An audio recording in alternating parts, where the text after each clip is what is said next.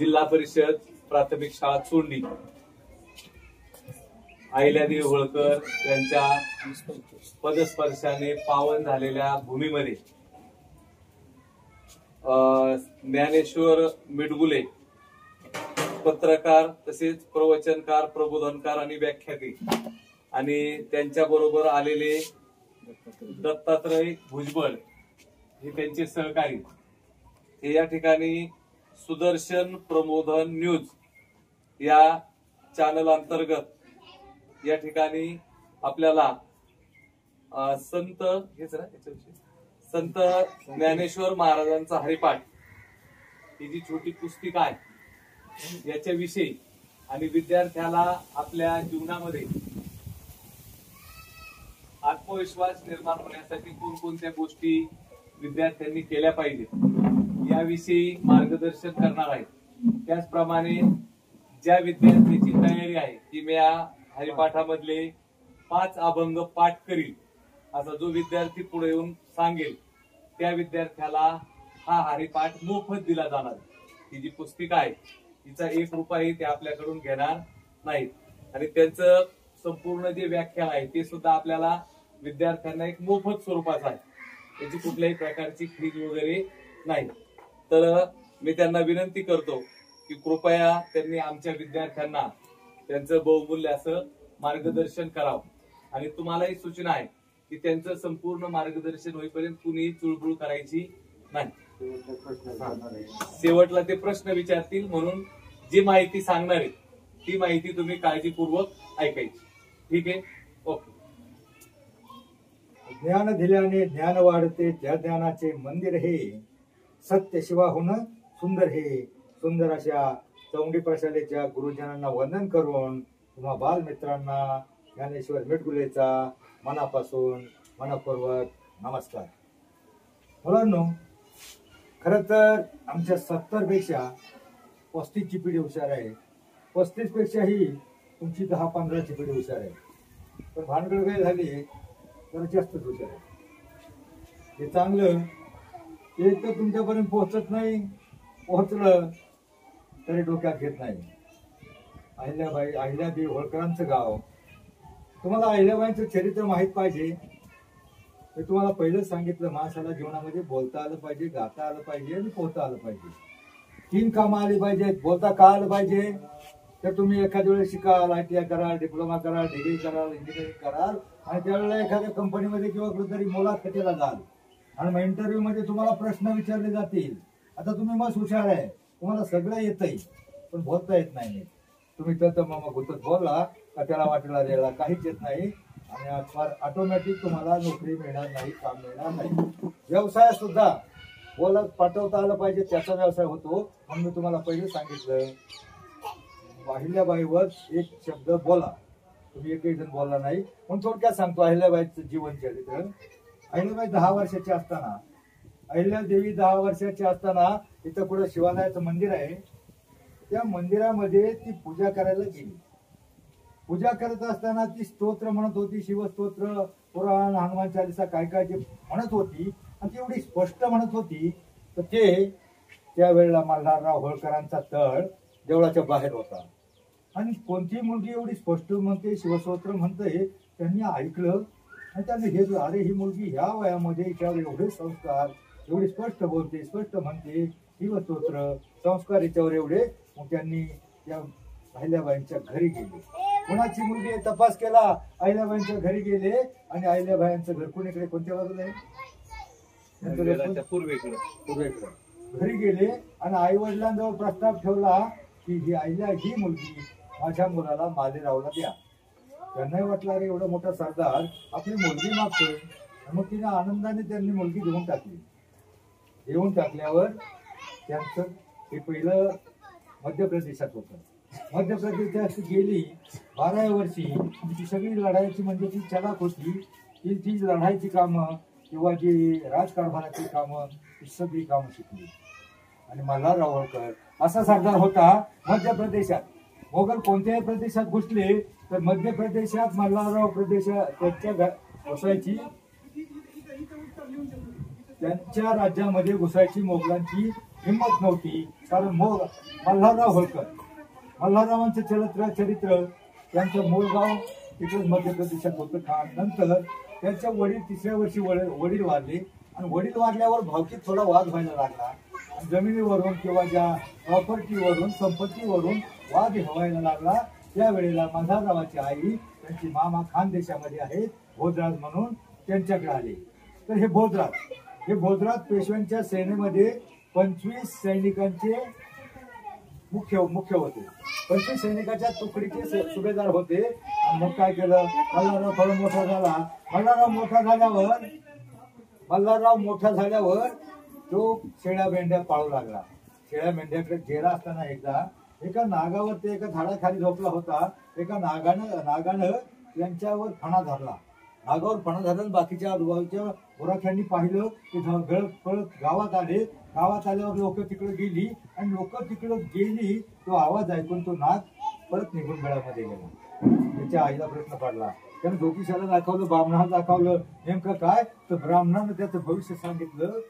हा मुलगा म्हणजे मल्हारराव पुढे मोठा राजा होणार आहे हे त्याच्या मामानं पण ऐकलं. आणि थोडा मोठा झाला, 15 वर्षाचा झाला, तर आपल्या 25 सैनिकाच्या तुकडीमध्ये मल्हाररावाला त्यांनी जॉईन करून घेतलं.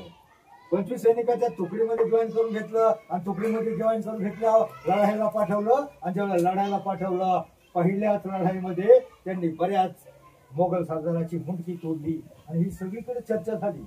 अरे मल्हारराव हे कोणता हुशार एक तरुण आलाय आणि तो फार शूर आहे, पराक्रमी, फार चलाक आहे. आणि असं म्हटल्यावर त्यांना बाजीराव पेशव्यांनी त्यांना त्यांच्या 5000 सैनिकांच्या तुकडीमध्ये घेतलं. आणि त्या 500 सैनिकाच्या तुकडीचा प्रमुख बनवलं. आणि तुकडीचा प्रमुख बनवल्यावर अनेक स्वाऱ्या केल्या, अनेक लढाया झाल्या, अनेक लढाया मल्हाररावांनी जिंकल्या. आणि मग मल्हारराव प्रसिद्ध होत गेले. आणि मग मल्हाररावांना त्यांनी 9 गावं अशी दिली तर ती स्वतःसाठी दिली. 9 गावं मध्य प्रदेशातली, 9 गावं माहेश्वरी, त्याच्या जवळची इंदोर वगैरे 9 गावं त्यांना स्वतःच्या त्याच्यासाठी दिली, स्वतःच्या खाण्यासाठी दिली. तर ती खाण्यासाठी म्हणून ही 9 गावं, त्या गावाचा जो कर येत होता, जी जमा होत होती, ती जमा अहिल्याबाई होळकरांनी प्रत्येक गावामध्ये जे घाट बांधले बघा, पंढरपूर, देहू, सगळ्या ठिकाणी, काशीला, सगळे तीर्थक्षेत्र आहेत, गाणगापूर वगैरे, त्या ठिकाणी अहिल्याबाई होळकरांनी घाट बांधले किंवा धर्मशाळा बांधल्या आणि त्या लोकांच्या राहण्याची सोय केली. अहिल्याबाईंचा पती मालेराव पहिला थोडा व्यसन करायचा, खायचा प्यायचा, पण महिला अहिल्याबाईंचे हे गुण पाहून तो सगळं बंद झाला आणि तोही स्वारीवर जाऊ लागला, तोही पराक्रम गाजू लागला. पण एका युद्धामध्ये त्याचा मृत्यू झाला. मालेरावाचा मृत्यू झाल्यावर सगळीकडे आकांत माजला. आणि मग त्यावेळेची प्रथा होती का पती मृत्यूनंतर पत्नी सती जात होती. अहिल्याबाई सती जायचं म्हणाल्या, त्यावेळेस मल्हारराव म्हटला, जाऊ द्या, जुन्या प्रथा आपल्याला मोडीत काढायच्या, तू जर सती गेली तर आम्हाला कोण आणि ह्या राज्याला वारस कोण आहे. कारण तोपर्यंत अहिल्याबाई सगळा कारभार सांभाळत होत्या, त्या राज्याला आणि आम्हाला कोण म्हातारपणात वारस आहे. आणि मग हे आपल्या सासऱ्याचं शूर प्रतापी मल्हाररावाचं म्हणणं तिनं ऐकलं. आणि मग ती सती गेली नाही आणि राज्यकारभार सांभाळू लागली. राज्यकारभार सांभाळत असताना स्वतः लढाईवर जायला लागले. अनेकदा महाजी शिंदे म्हणून एखादा एक सरदार होता, त्यांना ठरवलं, अरे हे माहेश्वरीचं जे राज्य आहे ना होळकरांचं, जे प्रदेश आहे, 9 गावं, ही गावं घेण्यासाठी, जी तिला खाण्यासाठी दिली होती, त्यांच्यावर स्वारी घेऊन महाजी शिंदे आले. आणि महाजी शिंदे येत आहेत हे अहिल्याबाईंना कळाल्यावर अहिल्याबाईंनी सगळी तयारी केली. अहिल्याबाईच्या सेनेमध्ये तिने महिलाही घडवल्या होत्या, सगळी तयारी केली. आणि मल्हाररावांना एक संदेश पाठवला, त्यावेळेस एक पत्र पाठवलं, मल्हाररावांना पत्र पाठवलं, तुम्ही येताय, काही हरकत नाही, तुम्ही येताय, तुमचं स्वागत आहे, आमची तुमच्याशी लढावंच लागेल, परंतु तुम्ही एक विचार करा, माझा जर पराजय झाला तर मी महिलाच आहे, मला काही वाटणार नाही. पण तुमचा जर, तुम्ही एवढे मोठे सरदार, तुमचा जर पराभव झाला तर तुमचं पुढे नाव राहणार नाही, तुमचं अख्खं इज्जत आबरू जाईल. मग तुम्ही विचार करा. मग या लिफाफ्यामुळं, त्या खलित्यामुळं मल्हाररावाचं मत बदललं. तो म्हटला, ठीक आहे, आम्ही तुला भेटायला येतोय. म्हणजे हे थोडक्यात तुम्हाला चरित्र सांगितलं. आणि मग ते भेटायला आले. अहिल्याबाईनं शेवटपर्यंत, वयाच्या शेवटपर्यंत प्रत्येक ठिकाणी घाट बांधला, प्रत्येक ठिकाणी सोय केली, प्रत्येक ठिकाणी तीर्थक्षेत्रामध्ये धर्मशाळा बांधली. अशा आपल्या देशामध्ये सगळीकडे मोठमोठ्या तीर्थाला अहिल्याबाईंनी घाट बांधले, धर्मशाळा बांधल्या. हे तिथलं काम जगासाठी त्यांनी भरपूर हे केलं. जे गोरगरीब आहे त्यांना मदत केली. ते अहिल्याबाईचं काम थोडक्यामध्ये. पण मी तुम्हाला शाळेमध्ये याच्यासाठी आलोय, प्रत्येकाला मोठं व्हायचं असतं. मला सांगा तुमच्यातलं मोठं कोणाकोणाला व्हायचंय? सगळ्यांना व्हायचं, याला नाही व्हायचं. फक्त माणूस जीवन हात खाली करा. माणूस जीवनामध्ये दोनच प्रकारे मोठा होऊ शकतो. किती प्रकारे? एक शिकून आणि दुसरं सवरून. शिकून म्हणजे शिक्षण, बरोबर? क्षणाला शिकायचं असतं. तुम्हाला लहानपणी एक गोष्ट होते, 2 लहानपणाची शर्यत लागते, त्यातला एक जण जिंकतो. कोण जिंकतो? कोण जिंकतो? तसा चपळ होता तरी कासव का जिंकला? का जिंकला? तर तो कुठं थांबला नाही, आळस आला नाही, कंटाळा केला नाही, झोपला नाही. या गोष्टीपासून तुम्ही काय शिकायचं? बघा, प्रत्येक गोष्टीतून काहीतरी बोध घ्यायचा असतो. प्रत्येक धड्यातून काहीतरी शिकायचं असतं, काहीतरी धडा घ्यायचा असतो. धडे काही फक्त प्रश्नोत्तरे लिहून पास होण्यासाठी नसतात, काहीतरी बोध घ्यायचा असतो. त्या लहानशा गोष्टीपासून तुम्ही काय शिकायचं? काय शिकायचं? त्या कासवापासून तुम्ही काय शिकायचं? थांबायचं नाही. रोजच्या रोज नियमित, तो सारखा नियमित चालत राहिला म्हणून तो ससा चपळ होता, तो झोपला आणि त्याला आळस आला, तो शर्यत हारला. तसं तुम्ही नियमित रोजच्या रोज अभ्यास, गृहपाठ, होमवर्क जर रोजच्या रोज नियमित केलं तरच तुम्ही ही जीवनाची शर्यत जिंकणार आहात, तरच जिंकणार आहात. आणि सवरून म्हणजे सवरून, सकारात्मक अर्थाचे जेवढे शब्द, सत्य, सदाचार, संयम, सुविचार, प्रत्येक संतांच्या विचारामध्ये माणसाचं जीवन बदलण्याचं सामर्थ्य असतं. एक चांगला विचार घेऊन जगण्याचा, वागण्याचा प्रयत्न केला, तुमच्यातला प्रत्येक जण मोठा होऊ शकतो. हा विश्वास देण्यासाठी संत निळोबाराय दिंडीतर्फे मी तुमच्या समोर हजर आहे. तर मी तुम्हाला आता थोडक्यात एकच गोष्ट सांगणार आहे. जीवनामध्ये तुम्हाला यशस्वी व्हायचं असेल तर तुम्हाला 3 गोष्टी आल्या पाहिजेत. 3 गोष्टी आल्या पाहिजे. कोणत्या? तुम्हाला बोलता आलं पाहिजे. आता तुम्ही कुणी सांगितलं नाही, तुम्हाला बोलता आलं पाहिजे, दुसरं गाता आलं पाहिजे आणि तिसरं पोहता आलं पाहिजे, बरोबर? आता मला सांगा, पोहता कोणाकोणाला येतंय? सगळ्यांना. ठीक आहे, हात खाली करा. ज्याला येत नाही ना त्यांनी शिका, अजून तुमचं वय गेलं नाही. फार महत्वाचं आहे पोहता येणं. तुम्ही जर बॅरिस्टर झाला आणि पोहता येत नसले आणि एखादा पुराणा गेला वाहून, पोहता आलं पाहिजे. दुसरं, तुम्हाला गाता आलं पाहिजे. मला सांगा, अभंग, एक अभंग कोणाला चांगला गाता येतो? अभंग कविता, अभंग गवळण, भारूड, पदे, दोहे, ओव्या, श्लोक. अभंग श्लोक याच्या चाली किती चांगले असतात. तुम्ही जेवायला बसता का? जेवायला अरे बारक्या त्याच्याशी काय बोलतो? ते काय विचारलं तुला? काय विचारलं आता मी? काय विचारलं?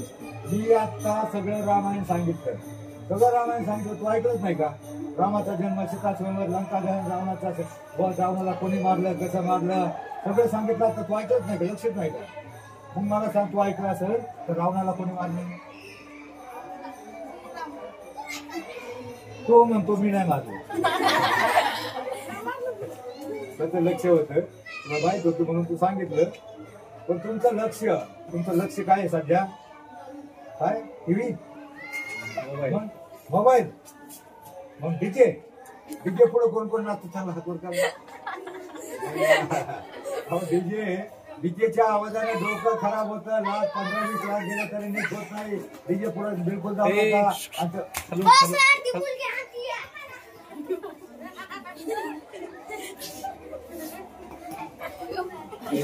बघा, मी तुम्हाला एकच फक्त गोष्ट सांगणार आहे. जीवनाच्या प्रवासात यशस्वी व्हायचं असेल तर तुम्हाला बोलता आलं पाहिजे, गाता आलं पाहिजे आणि पोहता आलं पाहिजे. हे मागचा रावणाला कोणी मारलं? हे मागचा तू मागून 2 नंबर गोरा. रावणाला कोणी मारलं? तो म्हणतो मी नाही मारलं. लक्ष माग काय बघतो? मी आलो याच्यासाठी का तुम्ही काहीतरी शिकून सवरून मोठे व्हावा, जीवनात यशस्वी व्हावा.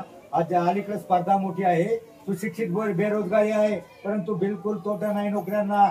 कोणत्या नोकरीला तोटा नाही. तो आता चांगला शिकतो, ITI, डिप्लोमा, इंजिनिअरिंग काहीतरी करतो. त्याच्यासाठी जो आता लक्ष देत नाही, मधीच गटकतो, मधीच सटकतो बाजूला, त्याला नोकरी मिळत नाही आणि पुढे त्यांची लग्नही होत नाही. प्रत्येक गावामध्ये 10% मुलांची लग्न होत नाही आणि ती कोणती, आता नीट शाळा शिकत नाहीत, आपलं करिअर करत नाही, नोकरी धंदा करत नाही, टुकार बेकार राहतात, त्यांचे होत नाही. मी काय सांगत होतो, तुम्हाला बोलता आलं पाहिजे, गाता काय आलं पाहिजे. तर गाता चांगलं जर आलं ना तर आपल्या तोंडामध्ये शब्द म्हणजे जीभ आपली सगळे सराव होतो, चांगलं गाता आलं तर. आणि गाता चांगलं आलं तर बोलता ऑटोमॅटिक येतं. एकदा गायला शिकलं बघा, गायला संतांचे अभंग, संतांचे विचार, आणि अभंगामध्ये फक्त अभंग नाही, पदे, ओव्या, दोहे, श्लोक, गवळण, भारोळ, श्लोक. आता तुम्ही लाईन मध्ये बसलाय, तुम्ही जेवायला काही ठिकाणी लाईन मध्ये जाता का नाही? लाईन धरता ना, लाईन धरता. मग तुम्हाला सुरुवातीला कोण काय आरोग्य देतो का? प्रारंभी विनंती करू गणपती, विद्यादया सागरा, अज्ञानत्व हरून बुद्धिमती दे, आराध्य मोरेश्वरा. चिंता दुःख क्लेश बहु देशांतरा पाठवी, हे रंभा गजनायका गणपती, भक्ता बहु तोषवी. बोला पुंडलिका वरदे म्हणा ज्ञानदे तुकाराम पंढरीनाथ मंगलमूर्ती. बसा करा सुरुवात. म्हणजे संतांचे अभंग फक्त अभंग नाही, हा झाला श्लोक. आता ओव्या, दोहे, पदे, गवळण, भारूड, अभंग याच्या चाली त्या डीजेच्या गाण्यापेक्षा, डीजे मधली काय गाणी असतात, वाईट वाईट गाणी, मुंगळा मुंगळा लागली मुंगळे, किंवा काला कावा काट खाएगा, किंवा लुंगी टाक लुंगी टाक, काय त्याला अर्थ तरी का?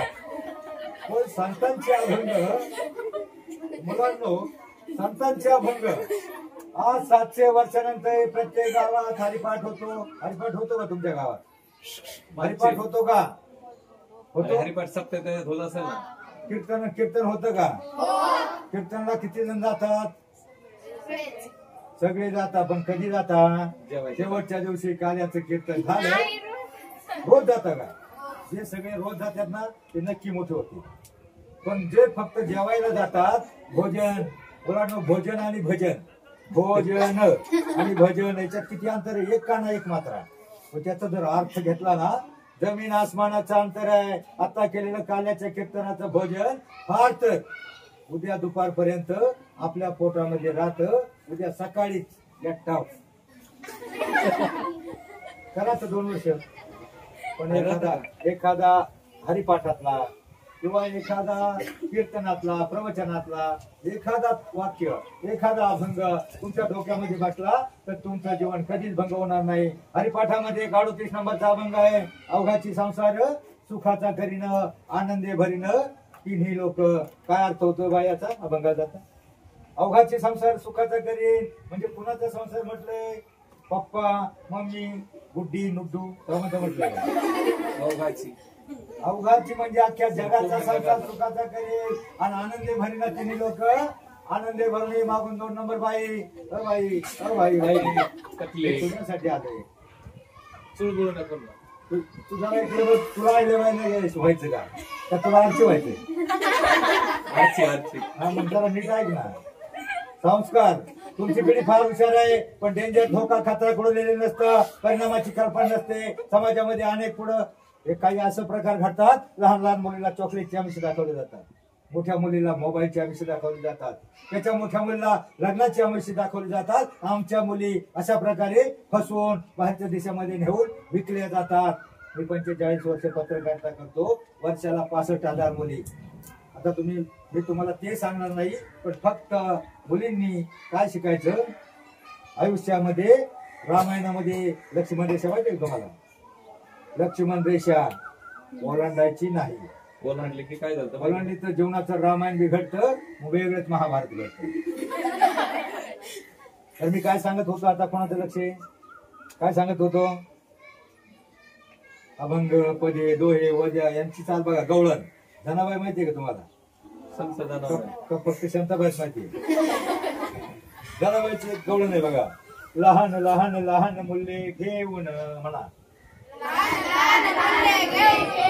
खोड्या करी मना मोहन. बघा थोडी तरी चालेल का नाही याला, आहे ना चाल कमीच चालून गिटार किलोमीटर चांगली चालेल. मग याच्यामध्ये गवळण बारूड, बघा एक बारूड असतं. सूर्य उगवला प्रकाश पडला आडवा डोंगर म्हणा, आडवा डोंगर तयाला माझा नमस्कार.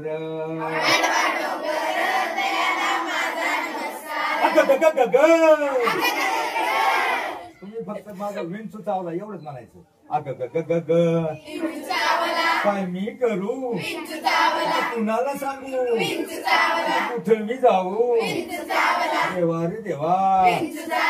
विंचू चावला रे विंचू चावला रे विंचू चावला, हो काम क्रोध विंचू चावला, तव घामांगाशी आला, पंच प्राण व्याकुळ झाला, तेने माझा प्राण चालला. अग ग ग ग ग काय मी करू, काय आयो बयो बयो.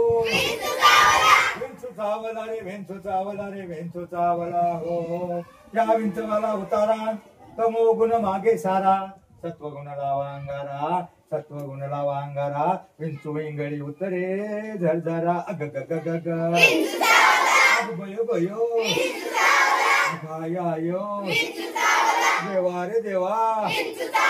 काय मी करू, कुणाला सांगू, कुठे मी जाऊ, विंचू चावला रे विंचू चावला रे विंचू चावला, हो सत्व उतारा देऊन, अवघा सारीला तमो गुण, किंचित राहिली पुन पुन, शांत केली जनार्दने. अग ग ग ग ग विंचू चावला ना. हा विंचू कोणता आहे माहिती का, काम क्रोध मद मत्सर अहंकार, आपल्याला राग येतो, एखाद्याचा हेवा करतो, एखाद्याची झगडा करतो, आपण एखाद्याची काम म्हणजे वाईट वागतो. जीवनामध्ये मुलीनं लक्ष्मण रेषा ओलांडायची नसते.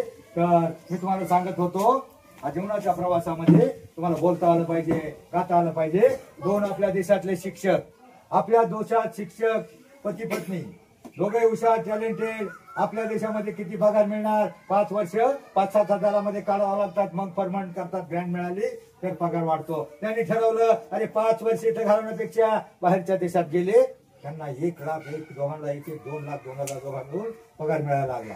पण बाहेरच्या देशात तिकडे गेल्यावर त्यांनी पाहिलं ब्रिटन, अमेरिका, इजिप्त, कॅनडा या देशामध्ये तिथं बघा कुटुंब व्यवस्था नष्ट झाली आहे. कोणतीही बाई आपल्या बाया वट सावित्रीच्या दिवशी हाच पती 7 जन्म मिळावा म्हणून फेऱ्या घालतात, पण त्यांच्या बाया 7 महिने एकत्र राहत नाही. लगेच म्हणजे त्यांची कुटुंब व्यवस्था, त्यांच्या नातवांना, त्यांची नातवंड एकदा पोरग झालं ना, दोघांनी एखादं लव करतात, एक पोरग झालं का त्याला अनाथाश्रमात टाकतात आणि ते बोंबडं खेळतात. आणि ते पोरग मोठं झालं त्याला माहित नसतं आपले आजोबा कोण, आजी कुठं आहे. पण आपल्या देशात आपली समाज व्यवस्था एवढी मजबूत आहे. मला सांगा तुमच्या घरामध्ये तुम्हाला तुमचे आई वडील जास्त जीव लावतात का आजी आजोबा? आजी आजोबा, बरोबर. आई वडील रागवतात पण आजी आजोबा रागवत नाहीत. मग आजी आजोबा त्यांच्या देशातल्या नातवंडांना माहित नसतं आपले आजोबा कोण आहेत, त्यांच्या आजोबांना माहित नसतं त्यांची नातवंड कोण, किती आहेत, कुठं आहेत. पण आपल्या देशात नातवाच्या अंगावर ओरखडलं तर आजीचं काळी चिट्ट, नात्याबाळीच्या पायाला ठेचाळलं, आजोबाच्या छाती ठस होत. इतकी सहृदय आपली भारतीय संस्कृती आहे. आणि ती कशामुळं, फक्त संतांच्या विचारामुळं आणि शिवरायांच्या विचारामुळं. 25 लाख वारकरी पंढरपूरला असतात. तुम्ही अशी बातमी वाचली का, एखाद्या महिलेला एखाद्या वारकऱ्याने छेडलंय, विनयभंग केला, एखादी बातमी वाचली का? पण रोज पेपरला बातम्या असते, एखाद्या मुलीचा महिलेचा विनयभंग केलाय, पळवली, काही केलं, अत्याचार केला, बातम्या असतात. मग या इथं का होत नाहीत, फक्त संतांचे विचार. फक्त संतांच्या विचारामुळं माणसात बदल होतो. तो पहिले अवतार झाले रामकृष्ण, सगळे अवतार कशासाठी झाले, राक्षसाला मारण्यासाठी झाले. पण आत्ताचा विठ्ठलाचा अवतार कुणाला मारण्यासाठी नाही.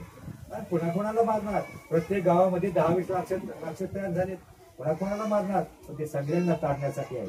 सगळ्यांना तारण्यासाठी आहेत. आणि कसे तारतात? ज्यावेळेस तुम्ही एखाद्या वेळेस कीर्तनाला जाल, प्रवचनाला जाल, हरिपाठाला जाल, त्यावेळेस तुमच्या आतमधले सगळे दुर्गुण निघून जातात. आणि तुम्ही जेव्हा देवाचं नाव घेता, हरिमुखी म्हणा, हरिमुखी म्हणा, त्यावेळेस तुमच्यामध्ये तुमचा आत्मा स्थिर, एकाग्र, शांत, पवित्र होतो. म्हणजे तुम्ही वाईट वागत नाही. म्हणजे ऑटोमॅटिक एखादा वाईट वागणार हरिपाठाला गेला, कीर्तनाला बसला, एखादा चांगला विचार त्याच्या डोक्यात बसला, वाईट वागणारा तो राक्षस चांगला वागू लागतो. म्हणजे विठ्ठलाचा अवतार याच्यासाठी आहे, तर कुणाला मारण्यासाठी नाही. सगळ्यातले वाईट गुण आहेत, दुर्गुण आहे ना, ते घालवण्यासाठी आहे. ती काय तबला वाजवते, वाजवते तर तो तबला हिच्या पाठी तबला वाजवते. काय पाहिजे जी वाजवते तिला कळलं असेल ना. बरं मी काय सांगत होतो आता, तुम्हाला कंटाळा आलाय का? नाही ना, बोलता आलं पाहिजे. ते बाहेरच्या देशात गेले, तिथं 2 लाख पगार मिळायला लागला. त्यांनी पाहिलं, अरे इथले पती पत्नी लगेच कुठेतरी दुसरीकडे जातात. पण हे याच्यात कोणाला मिळ नाही. तर शिक्षकाला वाटलं, अरे यांचं पाणी जर माझ्या बायकोला लागलं तर झालं का कल्याण? माझी बायको गेली, सगळंच गेलं. तो शहाणा झाला, भारतात आला. मग आमच्या भारतात काय कमी आहे? अज्ञान, अंधश्रद्धा, गरिबी हे सगळं दूर करण्यासाठी त्यांनी ठरवलं डोंगराच्या नदीच्या पलीकडे आदिवासी समाजामध्ये मागास विभागात जाऊन त्यांच्या जनजीवनाचा अभ्यास करून एक प्रबंध लिहायचा, PhD करायची, सरकारला सादर करायची आणि गरिबी हटवण्याचा, अज्ञान, अंधश्रद्धा हटवण्याचा प्रयत्न करायचा. तो बोटीमध्ये बसला. बोटीमध्ये अडाणी नावाले होता. बोट चालवता चालवता काय बघा, आपण आहोत हाकलं तर म्हणतो वल्लो, किंवा आहोत हाकलं तर आपण म्हणतो सहज साध्या काहीतरी म्हणतो ना, आहोत आहोत शेतात. तसा तो नावाडी आध्यात्मिक होता, परमार्थिक होता. कोणत्या समाजाचा होता? कोपरी घातलेली होती, कोळी समाजाचा होता. परंतु त्यानं कोळी समाजाचं गीत सादर केलं नाही. ते कोळी समाजाचं गीत आहे बघा, वल्लव रे नत्वा हो वल्लव रे रामा, आहे ना. तो ते म्हणला नाही, तो थोडा आध्यात्मिक होता. त्याने बोट मारता मारता सुरुवात केली, तुझे रूप चित्ती राहो म्हणा, मुखी तुझे नाम, देह प्रपंचाचा दास, सुखे करो काम, सुखे करो काम. काय सुखे काम? म्हणजे तू नावाड्यावर प्राध्यापक ओरडले, नावाड्यावर प्राध्यापक ओरडले, काय सुखे काम, सुखे काम लावले. पुढे आपलं बोट चालवायचं सोडून काय सुखे काम लावले? नावाडी म्हणला, कामच करतोय ना साहेब, कामच करतोय ना. कामामध्ये काम, विठोबाचे नाम. अरे विठोबाचं नाव घेऊन काय मिळतं रे तुम्हाला? तो प्राध्यापक म्हणला, विठोबाचं नाव घेऊन काय मिळतं? प्राध्यापक पत्नी त्याचं कान देऊन ऐकत होती. काय मिळतं म्हणल्यावर तो म्हणला, मिळतं की काय मिळतं? तुझे नाम घेता देवा होई समाधान.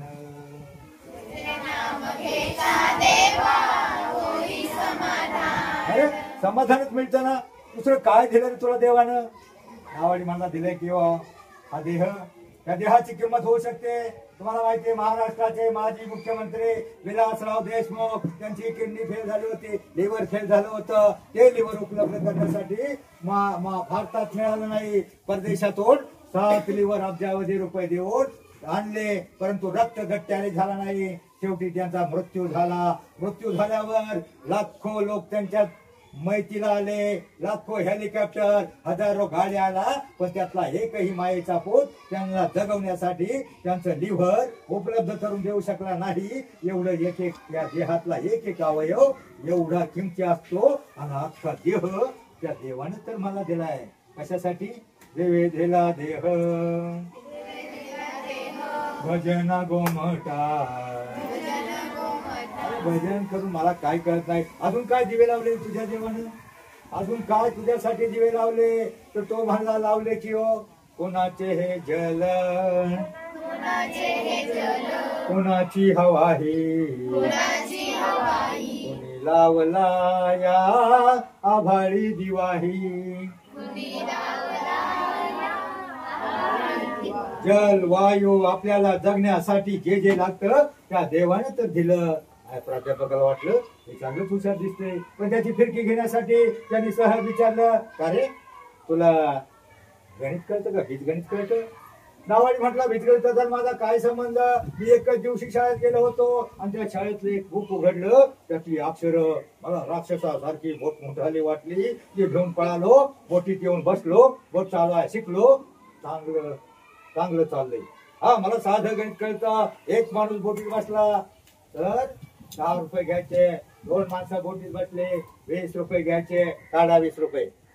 तुम्हाला अरे अजून तर 25% नदी क्रॉस केली नाही, लगेच पैसे हे घे पैसे. पण परत त्याने पैसे खिशातून काढले, त्याला दिले आणि परत सांगितलं, देव गॉड विठ्ठल काय वर्णायचं नाही, देवाची मला फार एनर्जी आहे. अरे देव नसतोच मुळी, तुम्ही अडाणी लोक उलट आपलं देव देव करत बसता, देव नसतोच मुळी. आता त्यानं पैसे खिशात घातले आणि त्याला शेवटी हे म्हटला, तोंड पण ठेव. परत दे, तोंड उघडू नको, पलीकडे जाईपर्यंत तोंड उघडू नको. पण प्राध्यापक म्हणला, अरे तुला साधं गणित कळत नाही, बीजगणित कळत नाही, तर तुझं 50% आयुष्य वाया गेलं. आता नावाडी म्हणला, जाऊ द्या, गेलं तर गेला. पण त्याने सांगितलं, परत वॉर्निंग, तुला लास्ट वॉर्निंग देतो. परत तुला माहिती आहे का, आम्ही पलीकडे कोणत्या महत्वाच्या कामासाठी चाललेलो आहोत. पलीकडे जाऊन पलीकडल्या जनजीवनाचा अभ्यास करून त्याच्यावर प्रबंध लिहून PhD करणार आहोत. PhD तुला PhD माहितीये का? PhD कळते? नावाडी म्हटला, PhD नाही पण खिचडी कळते. आई एकादशीला कळते मस्त. अरे तुला PhD कळत नाही, गणित कळत नाही, तुझं 75% आयुष्य वाया गेला. परत देव गॉड गॉड ओढायचं नाही. ही चॉकलेट घे, ही विक्स की गोली लो, इसकी दूर करो, चॉकलेट तोंडात घाल. आणि परत तोंड उघडायचं नाही.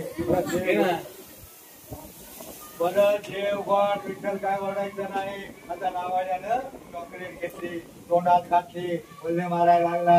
वल्ले मारता मारता बरंच लांब गेला आणि त्याला चॉकलेट चांगली गोड, चॉकलेट कशी लागली? गोड लागली. आणि मग तो म्हणला, साहेब गॉड या गॉड सांगितलं ना, there is no god, there is no god. God नसतो. तुम्हाला परत पुन्हा देतो. अरे गॉड नसतो, तुला परत लास्ट वॉर्निंग देतो. परत देव गॉड विठ्ठल काही ओरडायचं नाही. मग त्यावेळेस त्यानं वल्ले मारायला सुरुवात केली. वल्ले मारता मारता परत त्या नावाड्याला काय आठवण राहिली नाही आणि त्यानं अभंग म्हणायला सुरुवात केली. काय म्हटलं असं तू? परत त्यानं गायला सुरुवात केली. गायला सुरुवात केल्यावर तो मोठ्यानं ओरडला, तुला सांगितलं ना, लास्ट वॉर्निंग. परत देव गॉड विठ्ठल अभंग काय ओरडायचं नाही. परत जर तू ओरडलास ना, हे कानामागे जाळ काढे, लाखो गणती विजा चमकतील तुझ्या डोळ्यासमोर. मुलांना त्याच वेळी सृष्टीचा चमत्कार झाला. सोसाट्याचा वारा सुटला. वादळ वारा घोंगावत नदी पात्रात आला. नदी पात्रात आल्यावर बोट हेलकावे खाऊ लागली. बोट हेलकावे खाऊ लागली आणि बोट हेलकावे खाऊ लागल्यावर प्राध्यापक पती पत्नी गडबडले आणि मोठ्यानं ओरडले, ओ माय गॉड. तो नावाडी म्हटला, साहेब हे वादळ वारं गोड लागलं तुम्हाला? अरे बाबा, ते चॉकलेटचं गोड नाही, देवाचं गोड म्हणलो. अच्छा. नावाडी म्हटला, म्हणजे तुम्ही शिकलेल्या मोठ्या लोकांचं काय असं असतं, दिसला साप तर देव माझा बाप.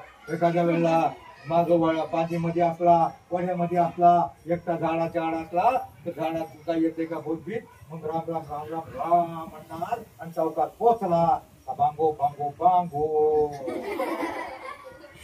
मला सांगा साहेब, तुम्ही लई भेलेलं दिसता. मला सांगा, तुम्हाला पाहुता येतं? प्राध्यापक पती पत्नीनं एकमेकांकडे पाहिलं आणि म्हटले, नो माय गॉड. नावाडी म्हणला, साहेब काय गॉटमॅट बोलता, काय सांगता, आणि तुम्हाला साधं पोहता येत नाही तर तुमचं 100% आयुष्य वाया गेलं. असं म्हणून त्या नावाड्यानं उडी टाकली. बोट खेळकावत होते, नावाड्यानं उडी टाकली. पोहत तो पलीकडल्या तटावर पोहोचला आणि मागं वळून पाहिलं तर बोट पलटी झाली होती. प्राध्यापक पती पत्नी लांब फेकले गेले होते. पाण्यामध्ये गटांगड्या खात होते आणि गटांगड्या खाताना तोंड वर आलं का तेवढ्या फुटत म्हणत होते, ओ माय गॉड. आता तो त्यांचा बाप आहे. त्यावेळेस तो नावाडी म्हटला, अरे माणसा तू येडा का खुळा र, देवा पुढे माणूस पाला पाचोळार.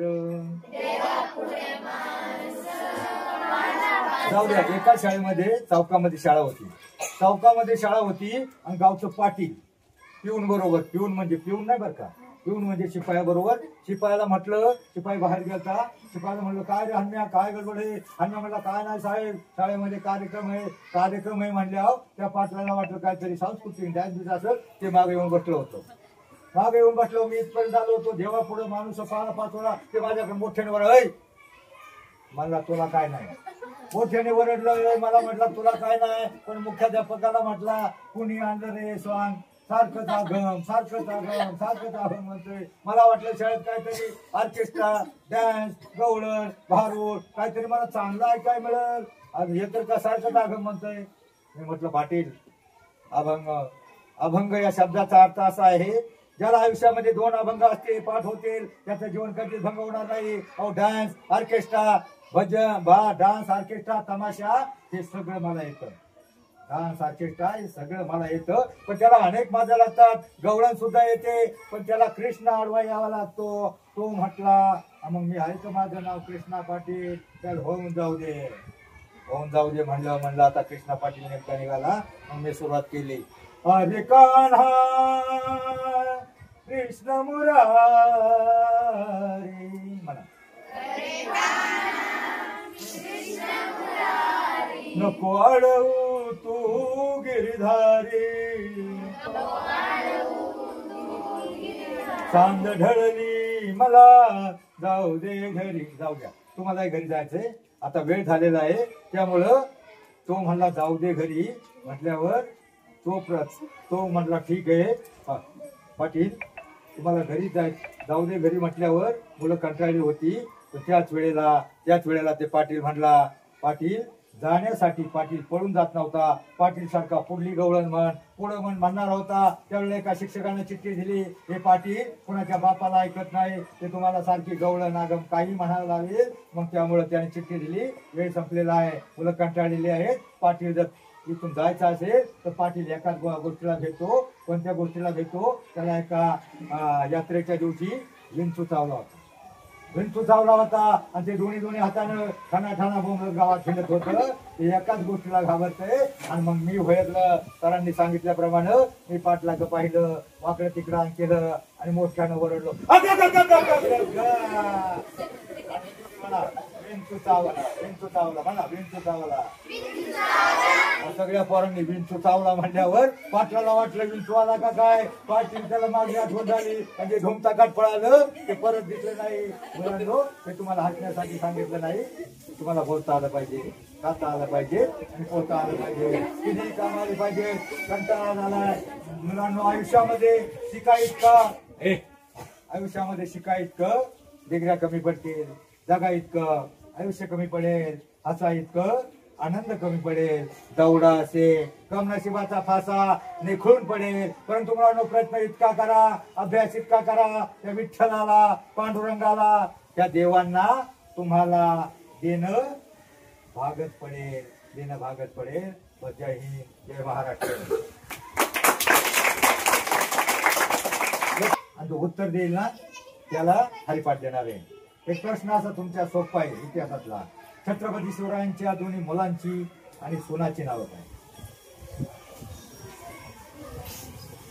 जगावं कसं आहे? संभाजी महाराज आणि येशूबाई. बरं, आणि दुसऱ्या मुलाचं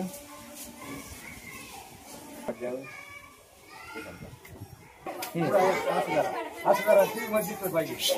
अरे पाठ करणार आहे का? पाच आपण पाठ करताच येत नाही, काय पाठ करतोय. हा, ते थोरातला दे. कोणत्या थोरात? ते काय